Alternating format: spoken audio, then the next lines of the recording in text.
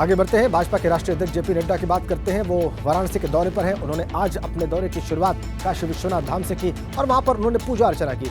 कुछ ही देर में वो गाजीपुर के लिए रवाना हो जाएंगे और वहां पर वो एक जनसभा को भी संबोधित करेंगे। ये ताजा अपडेट इस वक्त वाराणसी से हमारे पास। काशी विश्वनाथ धाम में जेपी नड्डा ने पूजा अर्चना की है। दर्शन पूजन के बाद वो गाजीपुर के लिए रवाना होंगे। आज गाजीपुर में एक जनसभा को भी संबोधित करने का उनका कार्यक्रम है। मुख्यमंत्री योगी उनके साथ रहे काशी विश्वनाथ के दर्शनों के दौरान और वाराणसी में उनकी उपस्थिति के दौरान देखिए कैसे काल भैरव मंदिर में भी सुबह दर्शन पूजन किए बीजेपी के राष्ट्रीय अध्यक्ष जेपी नड्डा ने। और कार्यकाल के विस्तार के बाद पहली बार वाराणसी पहुंचे हैं, पहली बार उत्तर प्रदेश पहुंचे हैं। बाबा विश्वनाथ धाम में उन्होंने पूजा अर्चना की, उनकी कृपा प्राप्त की और वाराणसी के कोतवाल। इन्हें देखिए, घर से ही सोप मैन्युफैक्चरिंग करते हैं और महीने का 1 लाख कमाती हैं। आप भी सोप मैन्युफैक्चरिंग करना चाहते हो? इनसे सीखना है तो फ्रीडम ऐप को अभी डाउनलोड कीजिए। काल भैरव के दरबार में भी पहुंचे और विधिवत पूजा अर्चना की बात। थोड़ी देर में गाजीपुर के लिए रवाना हो जाएंगे जेपी नड्डा और वहां पर एक जनसभा को भी संबोधित करने का उनका कार्यक्रम है। 3 तस्वीरें उनके वाराणसी दौरे से जुड़ी हुई इस वक्त आपकी स्क्रीन पर देखिए आप। काशी विश्वनाथ मंदिर में कैसे दोनों नेताओं ने विधिवत पूजा अर्चना की, चाहे वो मुख्यमंत्री योगी आदित्यनाथ हो या राष्ट्रीय अध्यक्ष जेपी नड्डा हो। दोनों ने साथ ही वहां पर ज्योतिर्लिंग बाबा विश्वनाथ धाम में पूजा अर्चना की।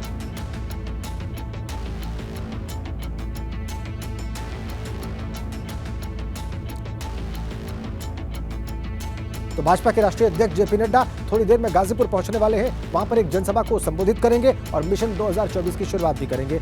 इससे पहले एबीपी गंगा के संवाददाता अनिल कुमार ने कार्यक्रम स्थल का जायजा लिया।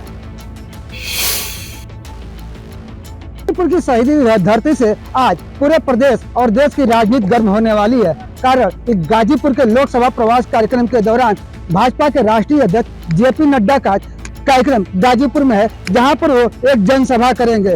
जनसभा गाजीपुर के आईटीआई के मैदान में होना है, जहां पर हम इस वक्त मौजूद हैं। अगर हम इनके कार्यक्रम की बात करें तो सबसे पहले इनका कार्यक्रम पौहारी बाबा के आश्रम में है, जहां पर जेपी नड्डा जाएंगे, वहां पर दर्शन पूजन करेंगे और उसके बाद वहीं पर बूथ अध्यक्षों के साथ बैठक करेंगे और उन्हें 2024 के जीत का मंत्र देंगे। उसके बाद वो पहुंचेंगे भूतपूर्व सैनिकों के सम्मान समारोह कार्यक्रम में, जहां पर भूतपूर्व सैनिकों के साथ बैठक कर उनकी समस्याओं को जानेंगे, उनका सम्मान करेंगे और उसके बाद गाजीपुर के इसी जनसभा स्थल में पहुंचेंगे, जहां पर वो अपने कार्यकर्ताओं को और यहाँ के स्थानीय नागरिकों को 2024 के चुनाव के लिए चुनावी मंत्र देंगे। अनिल कुमार, एबीपी गंगा, गाजीपुर। कार्यक्रम स्थल के बारे में बता रहे थे हमारे संवाददाता अनिल कुमार। और गाजीपुर में मौजूद हैं इस वक्त हमारे UP bureau chief Viresh Pandey. वो ज्यादा विस्तार से आपको जानकारियां देंगे। वो जेपी नड्डा के गाजीपुर के दौरे की तैयारियां हैं, न सिर्फ उसके बारे में बताएंगे बल्कि इसके जो राजनीतिक पहलू हैं, बीजेपी की जो दृष्टि है गाजीपुर पर 2024 के मद्देनजर, उसके बारे में भी आपको विस्तार से बताने वाले हैं। वीरेश।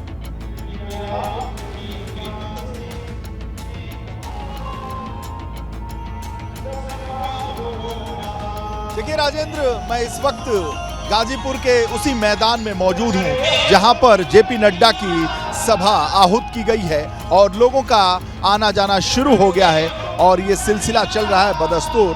गाने बजाने का भी कार्यक्रम चल रहा है और ये गाजीपुर की धरती इसलिए महत्वपूर्ण है कि योगी आदित्यनाथ का जो भय मुक्त, माफिया मुक्त का नारा है, स्लोगन है और जो टैग लाइन बन चुकी है उत्तर प्रदेश की कानून व्यवस्था को लेकर, ये वो धरती है, वो ये जमीन है जहां से इसकी शुरुआत हुई थी। और उत्तर प्रदेश के सबसे बड़े माफिया मुख्तार अंसारी को जिस तरीके से उसके साम्राज्य का खात्मा किया गया और बुलडोजर वाले बाबा का शासन चला, इसलिए इस धरती को सबसे पहले जाना जाता है क्योंकि उत्तर प्रदेश की इस योगी सरकार की, इस भाजपा की सरकार की पहचान है माफिया मुक्त और भय मुक्त समाज की बात यहीं से की जा रही है और यही वजह है कि ये गाजीपुर की धरती है।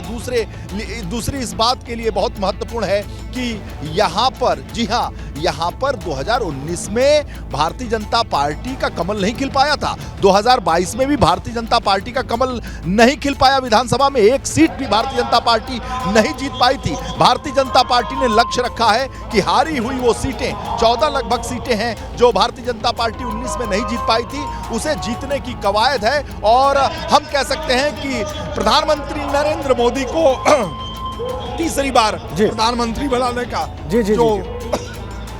आप खांस रहे हैं इस वक्त और मुझे मालूम है कि ऐसा क्यों है वीरेश। सर्दी है अभी उत्तर भारत में और उसमें हमारे तमाम सहयोगी और स्वयं आप वहां पर मौजूद हैं, तस्वीरें दिखा रहे हैं लाइव। लेकिन बड़ी रोचक तस्वीर ये है वीरेश कि वहां पर जो कुर्सियां रखी हुई हैं वो पीले रंग की, और मुझे याद आता है कि कैसे गाजीपुर को लेकर फोकस किया था सुभाषपा ने, और तब वो समाजवादी पार्टी के साथ गठबंधन में थी पिछले विधानसभा चुनाव से पहले। तो पीले रंग को जो है हमने वहां पर प्रभावी देखा राजनीतिक दृष्टिकोण से। और आज भाजपा की जो सभा होने वाली है, भाजपा के जो राष्ट्रीय अध्यक्ष वहां पर पहुंच रहे हैं, उसमें भी वो कुर्सियां पीली नजर आती हैं। वीरेश, ये क्या संयोग है? अब हम ये कह सकते हैं कि देखिए, यहाँ से सुभाषपा जो पीली गमछी वाले ओम प्रकाश राजभर यहाँ से विधायक हैं, और साथ ही साथ उनके एक और विधायक हैं। 2017 में भी जब वो भाजपा के साथ थे तो उनके 2 विधायक थे, जब वो समाजवादी पार्टी के साथ थे तो 2 विधायक अभी भी उनके साथ हैं। और ये पीली कुर्सी है, जाहिर सी बात है आपका सवाल बड़ा मौजू है, लेकिन मुझे लगता है कि यहाँ जो ये पीला रंग है, यहाँ जो टेंट का जो व्यवसायी है वो इस रंग में रंगा हुआ है। हालांकि इस प्रांगण में भगवा लहरा रहा है और भारतीय जनता पार्टी का जो कमल निशान है, बीजेपी लिखा हुआ, वो लहरा रहा झंडा भी हमारे कैमरामैन आपको दिखा रहे होंगे। मंच भी भगवा कलर का है और जो उस पे छतरी लगाई गई है वो भी भगवे कलर की है, लेकिन कुर्सी तो पीला रंग है। और ये पीला कलर जो है, चचा जो गमछी वाले हैं ओम प्रकाश राजभर, इनका झुकाव भी इस भगवा की तरफ हो गया है। और आपका जो इशारा बहुत सही है, क्योंकि जो लाल और पीले की जोड़ी चली थी 2022 में,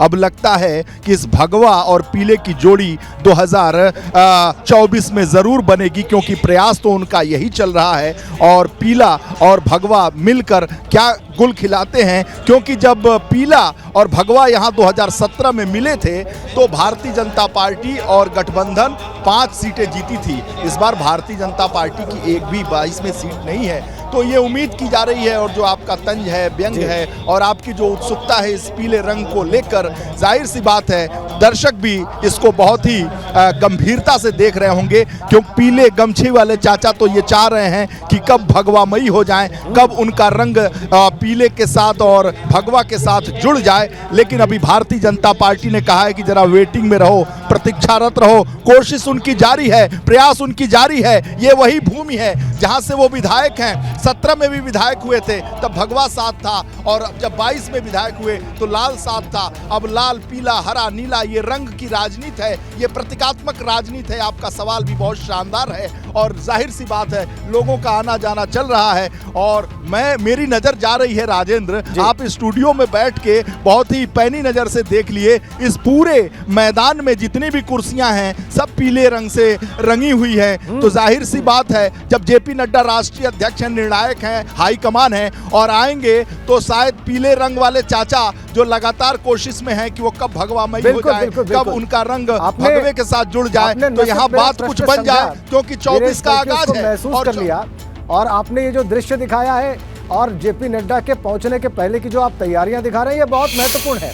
संकेत राजनीति में बहुत मायने रखते हैं, और देखना होगा कि अब क्या होता है। वीरेश, अभी फिलहाल के लिए आपका बहुत धन्यवाद। आगे आपका रुख करेंगे और लगातार वहां से जो तस्वीरें आएंगी, जो जानकारियां मिलेंगी, वो आपके जरिए हमारे दर्शकों तक पहुंचती। इन्हें देखिए, घर से ही सोप मैन्युफैक्चरिंग करते हैं और महीने का 1 लाख कमाती हैं। आप भी सोप मैन्युफैक्चरिंग करना चाहते हो? इनसे सीखना है तो फ्रीडम ऐप को अभी डाउनलोड कीजिए।